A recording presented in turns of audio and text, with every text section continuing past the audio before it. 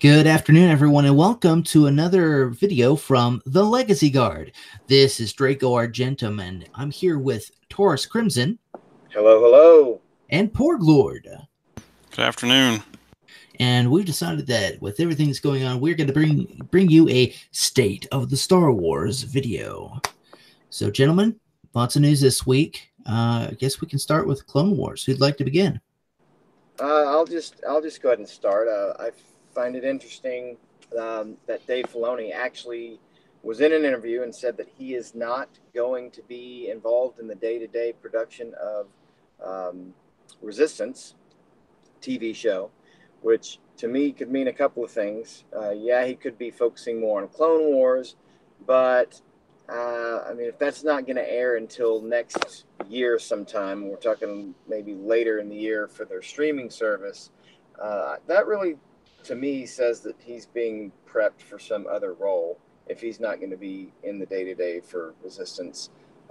He got it set up, he got it, got the ball rolling, and then let other people run with it. So I firmly believe that he is going to be in some capacity a creative head, or head of the story group. I think the story group's going to be dismantled. None of them had any qualifications, as it were, anyway, and they were basically directing all of the Star Wars story flow. So, well, their qualifications certainly never came from any kind of sci-fi background or any large project background. Correct.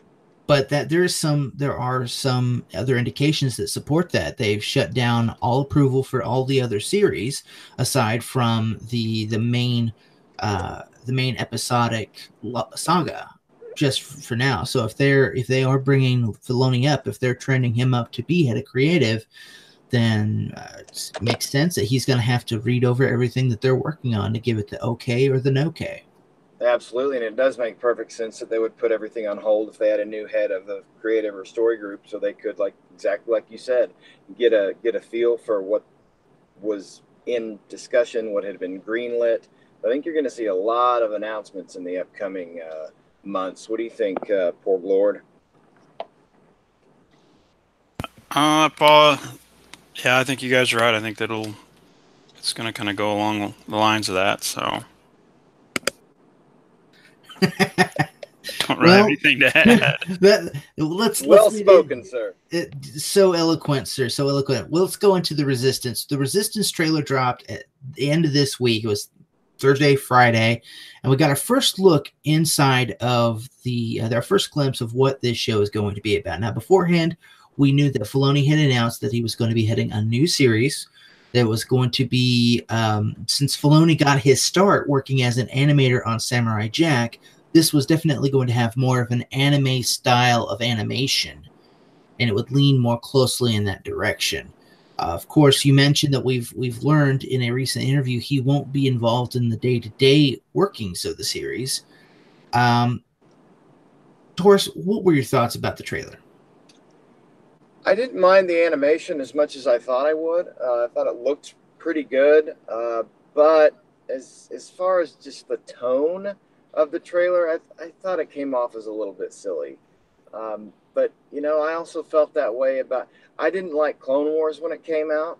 I didn't like Rebels when it came out. It took me a little bit for both of those series to grow on me. So I'm going to reserve judgment on this series until I actually get into it. I think Clone Wars found its footing somewhere around season 2. Same with Rebels. I think it was about season 2 where they really started, well, especially by the finale of season 2, they were hitting it out of the park. But so I wasn't impressed with the trailer. I thought it was cheesy, but again, I'm going to reserve judgment until I see it. Porg?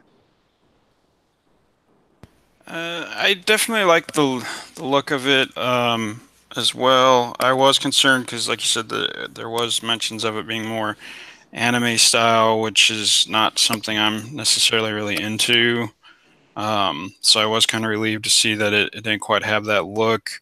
The story, yeah, I mean, it seems a little slapstick. I'm just concerned now that, it's going to be the, Scooby-Doo villain of the week kind of thing. But the other thing I like though too is it does look like they're going to introduce looks like some new ships, some new locations. So I'm looking forward to that. I'm hoping that Poe and BB-8 don't really have a big role in the story. I was kind of hoping for brand new characters all the way around, which for the most part it looks like we're going to get. I'm hoping maybe it'll just be one of those things where, Poe and BB-8 are in just, kind of the first couple episodes or the first story arc or whatever to kind of get it off to the ground and, give you some sort of, familiarity or tie into the new trilogy. Now, this takes place around the time of the Bloodline novel, right? I think it's supposed to take place shortly. Well, I think it's supposed to take place a few years after. It's supposed to take place, I think, like 6 or 7 years before The Force Awakens. So when was Bloodline? Bloodlines is probably 10 years, maybe. Oh, is it I mean, it'll probably be a far? few years. Because, I think in the book, Leia mentions that, Ben is kind of a young teenager. And then when The Force Awakens rolls around, he's supposed to be, what, late or mid to late 20s? 20s, yeah. The series looks like there's definitely a First Order that they're spying on us, and then the Bloodline, it just comes to light that they exist, essentially. So, right. What did you think about the trailer, Draco? Well, I found it interesting. I don't know if I quite approve of the plot. I know it's kind of high and mighty of me to say so, but this plot seems to remind me a lot of the Canto Bight sequence from The Last Jedi. It seemed to me from my viewing, and I watched it 3 times just to try to get all this sorted right, that you have a young pilot who's being introduced into a team of racing pilots, and they are stationed in a floating city on an ocean planet, and they are going to be competing in these races. And the idea is that the best pilot is going to have this fame and possible fortune, but he's really an agent of the Resistance, and he's looking in and spying on the different supporters of the teams, the different backers of the teams, trying to get a better idea of where their loyalties lie, because some of them are true supporters of the Resistance, while others may just be supporters at face value, people who claim to support, but in reality are also supporting the First Order, or are selling to the First Order, or making money off of the First Order. And I don't know if that's going to be a strong enough plot to really hook everyone. With your concerns about Poe Dameron and BB-8, I think we're going to see a lot of BB-8 in this show, but I don't think we're going to see. I agree. I don't think we're going to see much of Poe Dameron, though. Poe Dameron, it seems to me, is going to be along the lines of the master spy who is sending this young pilot in because he's too well known, so he can't do it himself. Yeah, as heavily used as BB-8 was in the marketing material, I would really be shocked if you didn't see him in the show a lot. So you're going to have the young pilot. You're going to have the young lady pilot. Sorry, she might be a pirate. We don't know that yet. That's spoilers. You heard it here first. She's a pirate. She's driving what looks like a Lamborghini with wings on the side. So we'll see how that works. But yeah, I don't see it having the power of the Rebel series with Ezra Bridger's growth. I don't see it having the endearing qualities of the Clone Wars, where you get so attached to Ahsoka, who you really start thinking of as like a little sister, because she's just so enthusiastic and so optimistic, and sometimes just really over the top. I don't know. So let me ask you this, both of you, Draco. When did you start enjoying Rebels? Like, when did you feel like you kind of sunk into it? I would have to say it was towards the end of the first season, beginning of the second. I wanted to definitely give it a full full chance to earn its place. And I know that in the first season they're usually just introducing most of the characters and establishing the background of the characters and the interactions between them. Yeah, that whole first season was very much establishing those characters, and I understand that you have to do that. I just don't know that it was necessarily done very well. But I don't know how much control Filoni had versus how much the story group told him what to do. I really don't. But by the second season, it really did start to get on its feet, I think. What about you, Porglord? I definitely think it was probably towards the end of the second season. You kind of like Draco was saying. I mean, first season, you're trying to establish characters and the universe that you're trying to tell that story in. So the second season, you kind of get to see a little bit more of the fleshing out, and you get the you kind of get the connection with the characters, and so you kind of feel a little more invested in what's going on with the franchise. So, what do we know about the live action TV series? I don't know much. I haven't heard much about that one. Porg, you were saying it's going to take place 7 or 8 years after Jedi. Yeah, the rumors I've seen are saying it's supposed to take place several years after Jedi. Somehow the Mandalorians are going to be involved. I haven't seen heard anything to what extent that is. And then supposedly there's another rumor going around that they've got it said the script half written. I don't know if it's supposed to be singular or if it's supposed to be plural.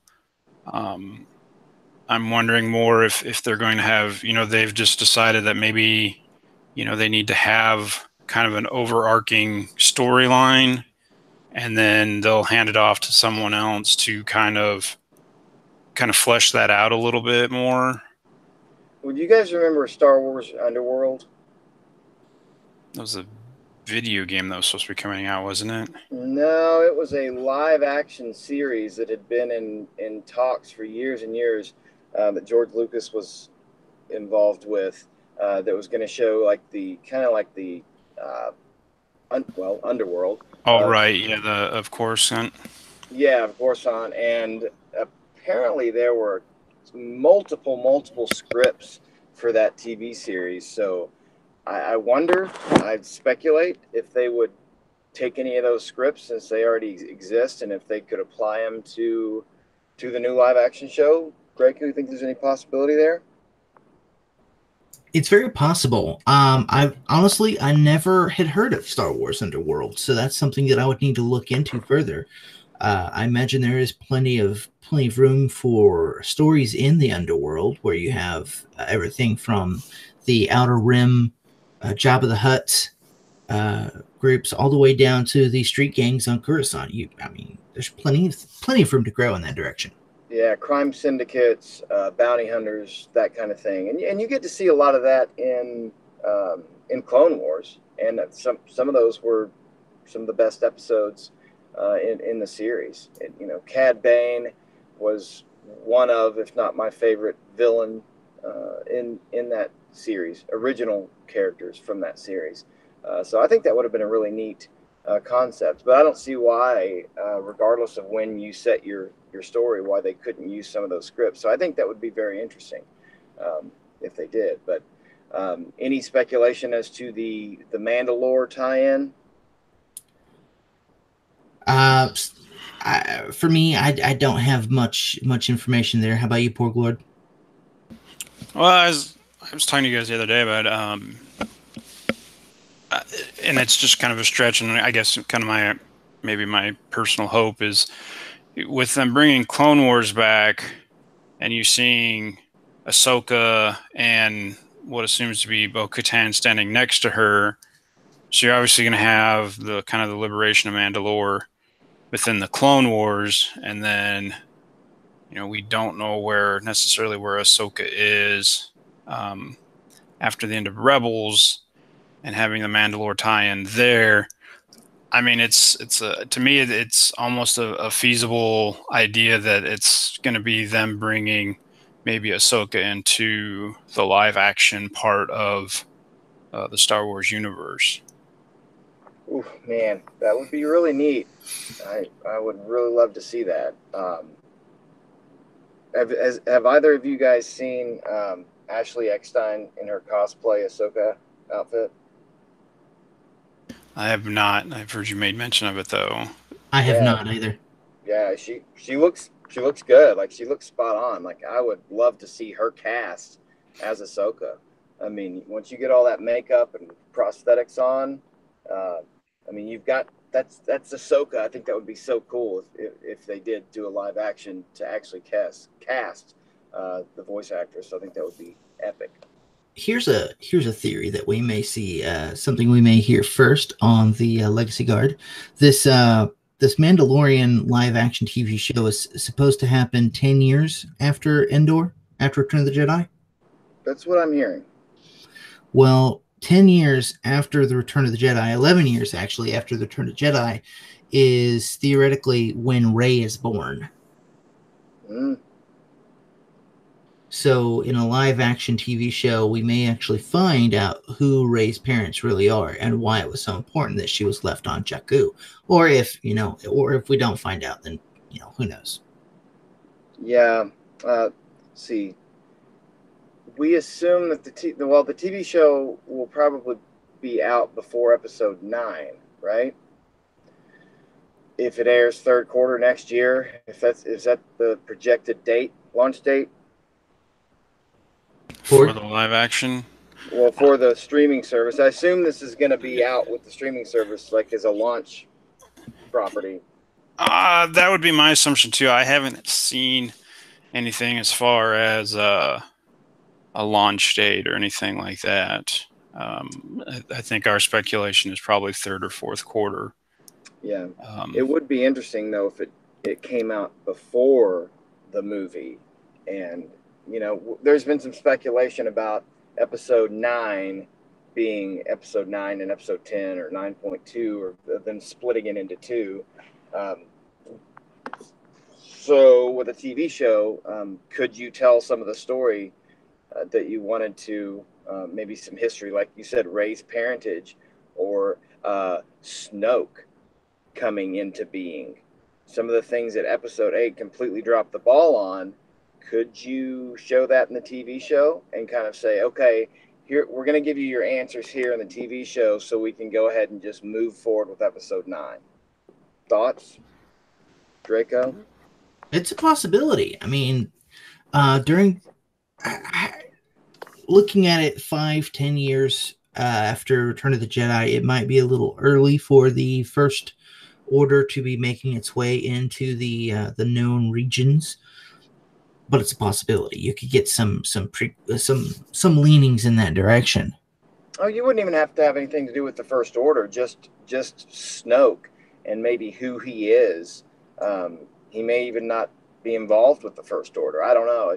It would be interesting to see them do something with that character in a live action. What do you think, Porg? I think it would be a bit of a stretch. I guess it would really depend on what time period they end up going with. Because if it's going to be several years after Jedi, I think you're kind of pushing the boundaries of establishing any sort of kind of timeline for the trilogies.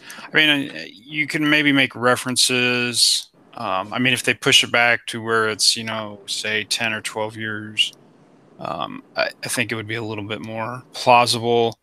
I guess some of it would depend then too, just how quickly they get this going next year. Because as far as I know, they obviously don't have a script written. I don't think they've done any sort of casting. So I think they're going to be in a rush if they wanted to try and get it done by third quarter. I know the movie doesn't come out until around Christmas next year. Yeah. I think even at this point, it may be rushing to have it by by fourth quarter. I mean, you might be able to get a couple 3 episodes out before the movie comes out. I would just be afraid that if they were to do that, they may be kind of tying their hands a little bit on what kind of story they could tell. Well, if they had a plan of action, like they should have had from day one, they could have tied all this stuff in, and it would have been brilliant. So it's unfortunate that they didn't have the foresight to do that. And tying into that, Kathleen Kennedy, Draco, you pretty confident she's gone? Well, we've been hearing for a long time from a lot of voices that Kathleen Kennedy's been taken out of the decision-making process. There was Carrie Fisher's brother had actually commented on a interview that he was certain that they were going to be using Carrie Fisher as Leia in Episode 9. And Kathleen Kennedy had gone on record with, after being asked about that, and said that, oh, he must be confused and he must not know what he's talking about. This, as other people have been using as additional credibility towards the fact that she's outside of the decision-making process. She is not involved with making the next movie. It's squarely in the hands of J.J. Abrams, who is currently tasked with damage control. So the rumors that she is going to be out and that it's going to be announced in September. Coincidentally, the Disney fiscal year end occurs on September 29th. So that would be the optimal time for them to say that, Kathleen Kennedy, who has been with us, whom we have to thank for The Force Awakens and for The Last Jedi, has chosen to step down to spend time with her friends and family because of the demands of the job are just taking too much time away from her personal life. Oh yeah, there's no way in hell they're going to demonize her. It's going to be, like you said, family reasons or some other BS like that. There's still no doubt in my mind that she is gone. She's been gone. I mean, we haven't seen her publicly really since December of last year. When was that interview where she was talking about Leia's footage? Draco, do you remember? I don't have that right in front of me. I can find when that was. I know that I've heard Jeremy Geeson Gamer say that she had done an interview in March. But regardless, I mean, we've seen nothing from her, not even leading up to Solo. I mean, if you remember leading up to The Last Jedi, I mean, she was all over the place. She's talking about how wonderful Rian Johnson was and how amazing this movie was going to be. And I mean, we saw nothing from her leading up to Solo. No doubt in my mind, she's out of there. It's just a question of who's in place. Porg, you pretty set on her being gone too? You believe the rumors? I'll believe it when it happens. Very safe answer. Very safe. Very safe. Well, if it does happen, I can honestly say that there will be numerous Star Wars parties across the world. The Emperor is down.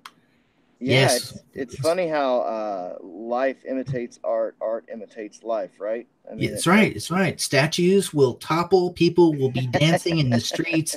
Ewoks will be devouring the flesh of the fallen stormtroopers. It will be amazing.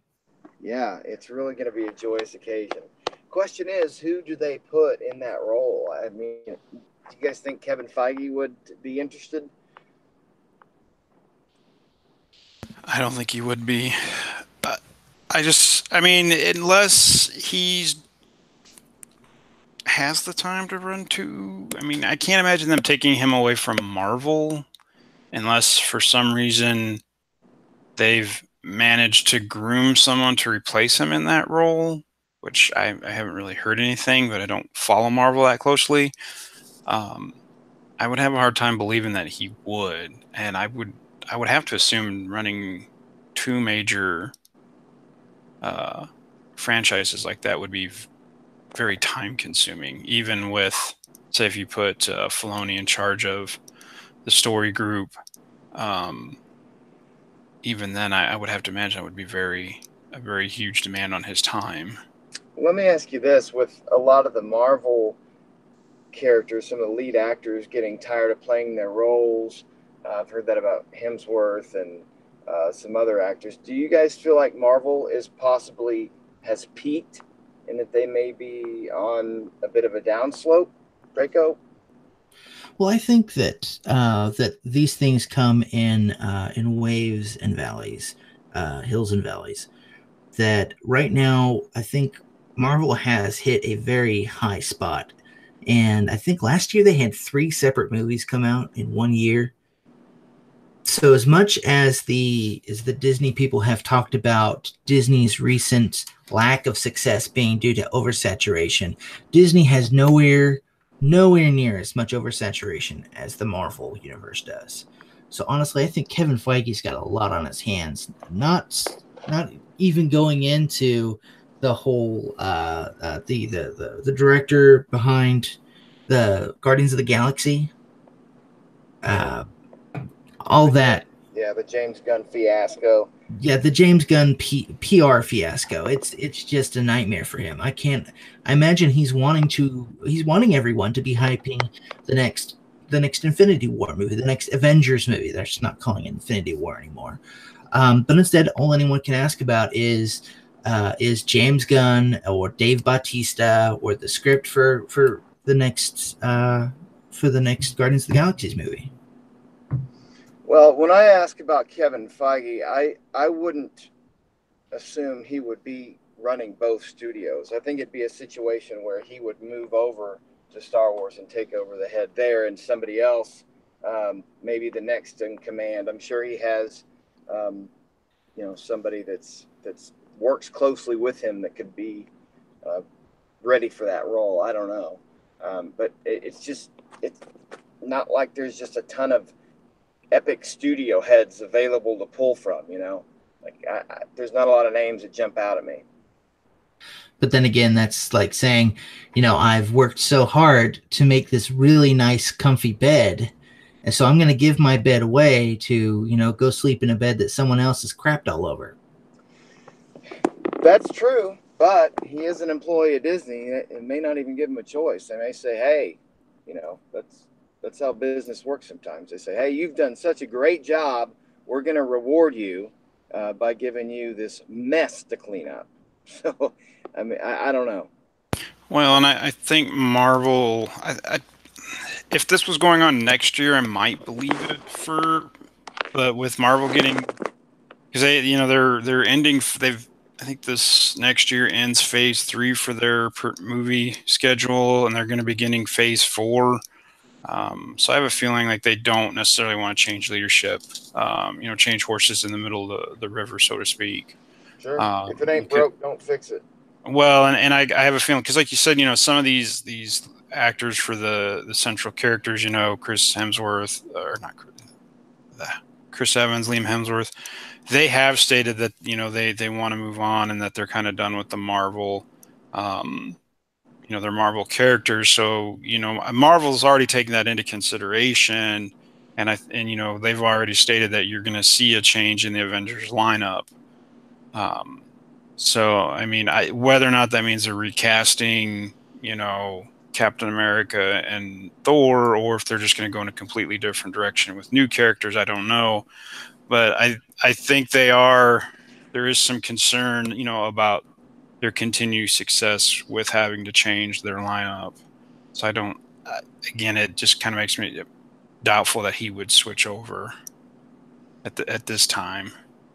So regardless of who they put in place, a lot of people have been running with the story that the Express in UK had put out a few days ago that, and it was really based on a production designer's comment about shutting down production. I think on the Obi-Wan movie, he said that they had done some stuff on Tatooine as well as some other galaxies, and the only known material that would have included other galaxies was going to be Rian Johnson's trilogy. So it's been kind of blown out of proportion from there that Rian Johnson's trilogies are nixed.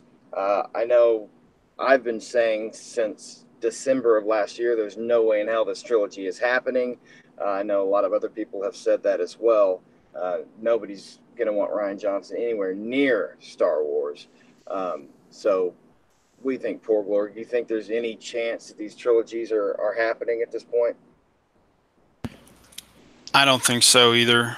I think with the backlash that you've seen, I just don't see his moving forward. I have a feeling that they're just going to kind of. I still think they're going to quietly just kind of drop it, and hope that no one really notices. I mean, again, I'm sure there will be another Ewok celebration when it happens, regardless if they make it a big deal out of it or not. But again, I mean, it just makes me wonder with them supposedly halting all of this stuff. I mean, are you getting ready to see a change in leadership then within Lucasfilm? And Disney's, they know if you're going to change it, you need to bring somebody new in. You don't want to try and finish someone else's product. I mean, we saw how well that worked for Last Jedi. So it may be that they've just, since they know that this is going to happen, they're just like, okay, we just need to stop. Let's get this leadership change done, and then we'll move forward from there. And they have a way of going about canceling the movie without throwing anyone under the bus, no matter how much they deserve it. Just like they'll offer Kathleen Kennedy the easy way out that she chose to resign to spend more time with friends and family. If they're moving up Filoni into a head of creative, they can easily say, well, Filoni has a different view, a different idea of where we need to be moving, and we've decided not to pursue the Rian Johnson trilogy at this time. And then it becomes the next Star Wars Detours. It's put in the vault, and you never hear of it again. Yeah. I think if Filoni was head of creative, I think you would see continuity, including television shows, films, and EU books tighten up immensely, because he is a huge fan of the EU. He knows the EU, or at least what you would call Legends now. He knows that stuff intimately. And I mean, he's a fan. He's a huge fan. So, I mean, how many things has he brought from the EU into his stories just to get them in and make them canon? So I think if you see him in that role, that you're going to see a real tightening up of all the different storylines. Draco, what do you think? It seems like he's been working really, really closely hand in hand with Timothy Zahn. I think he's the creator of the Thrawn trilogy. Yeah. And so a recent article I read, Zahn had commented, because they'd asked, well, are your new books, are they replacing your old books? And he'd make comments that his new books are made to be compatible with both the new canon and with his old EU Legends material. So they could easily recanonize his material, and it should still fit in with everything. I'm glad you brought that up. When you had told me that was really exciting. Porglord's actually read all of it now. So, Porglord, do you see any discrepancies between the original Legends Thrawn trilogy and what we've seen in Rebels, the Thrawn novel, and Alliances? As far as what Zahn's written and Rebels, I don't think you've really seen any issues that would cause any problems with the old Thrawn trilogy. You might get into a little bit of an issue, though, with the timing of it, with how things are supposed to kind of go down with the First Order. Because Thrawn, in the old trilogy, Thrawn shows up a number 10, 12 years after Jedi and the New Republic's been formed, and kind of causes a crisis, uniting the remnants of the Empire, which with the Aftermath series is basically, after the Aftermath series came out, basically there is no more Empire. There's no remnants. It's pretty much been destroyed. So it might get a little tricky there for them trying to explain that part of it. But I mean, yeah, there's nothing that they've done so far that specifically states that Thrawn couldn't come back later on, because in in the Legends trilogy now, people knew who he was, but he was kind of out on the fringe, and then kind of disappears for a while, and then suddenly shows up. So I mean, maybe in a way that explains, with the Rebels storyline, that explains now where sort of what happened to him. Doesn't necessarily tell us where he's been. but it does explain that absence from the scene. So we know Filoni's a big Thrawn fan. Any chance of, if he is head of creative, you guys think we could see potentially a Thrawn trilogy, a film trilogy? I wouldn't put it outside of the realm of expectation. They have a ton of material that they can go into with the old EU. There was a lot of good material in the old EU. I've heard said, I've not read a whole lot of it, but I've heard many people will champion the material in the old EU. But I'm sure that just like in any kind of environment, you're going to have some novels, some plot lines which really don't hold up to the test of time. So they have a lot of area they can move into. They have a lot of things that they can adjust for good or bad. Porglord? I don't know if I really want to see him in a trilogy. I mean, I would like to see him in a movie. I would just be concerned that you might stretch it out. I mean, I know it's a trilogy in the books, but I don't see them necessarily using all of the material from the old books in the movies. So I would just be concerned that you get kind of a Lord or the Hobbit kind of thing going on where, we have enough material for, maybe 2 decent movies, but no, let's make a trilogy and then just dump all over it. So that would be kind of my concern. I would love to see him in a movie though, as a villain or reluctant ally, maybe, to fight the New Order or some greater evil that he's made mention of in the new books. Yeah, I think it would be awesome to see Thrawn in a live action movie. I really do. But, whenever we saw Saw Gerrera in Rogue One, I really thought, hey, this is the beginning of bringing animated characters into live action. I really thought that was going to be kind of a kicking off point, but we've yet to see anything else since then. So, it'd be really cool to see Thrawn. Out of curiosity, out of curiosity and a little bit of a tangent, Saw Gerrera, we've seen Saw Gerrera in Rogue One, and we saw Saw Gerrera in the Hey, can you guys hear me? Yeah, I can hear you. Okay, I'm trying to do a mute on my mic here, like on my headset, but it's not working. Because you can obviously hear me. Never mind. Go ahead. Sorry to interrupt. No worries. We saw Gerrera in Rogue One. We've seen Saw Gerrera as a teenager in the Clone Wars cartoon. And then we saw Gerrera as a character once again in Rebels. Does this mean, is Saw Gerrera a Filoni character?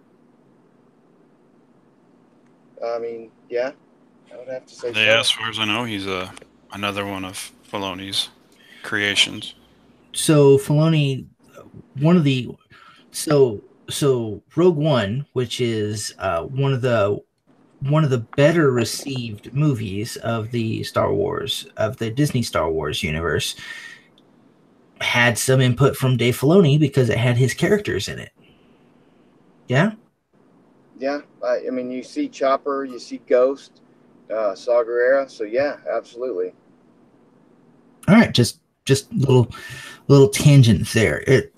I honestly, if Dave Filoni becomes head of creative, my hope is restored for the series. Of course, you always hope for the best. You always fear the worst. So I look forward to seeing what the next months have to reveal for us for Star Wars. I agree, and I continually am baffled by watching this situation unfold. It's like, how, these are the professionals. These are the guys that get paid millions of dollars to make these decisions. And how is it that little old me and you guys and thousands of other fans clearly know what to do to fix it? So the question is Disney listening? We'll find out. We will. Hopefully they are. Well, gentlemen, do you have anything else to add today on this State of the Star Wars address? I don't have anything. Porg, you sure you don't want to do your famous quote from last week? Can we get a good "get down" out of you? No, they're being well behaved today. Oh, man. That's unfortunate. You can't rile them up or something? Why would I want to do that? Just for our amusement. No, I'm good. I'm good. I think we've talked about most everything, but I am glad that we're talking about Star Wars again in a favorable tone. As am I. And if we follow this up next month with another State of the Star Wars, we can actually set that up for the end of September.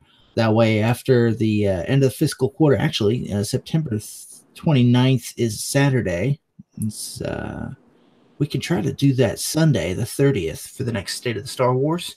Yeah. So there are any updates from Lucasfilm in regards to who is or is not employed anymore. We can follow it up then.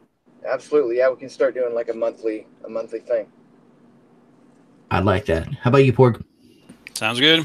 Excellent. All right. Well, you heard it here, everyone. We have the female lead in Resistance is a pirate. We're going to have a monthly State of the Star Wars here on the Legacy Guard. Again, thank you for joining us. If you like the video, please like and subscribe. Remember, everyone, be kind. Live long and prosper. And may the Force be with you.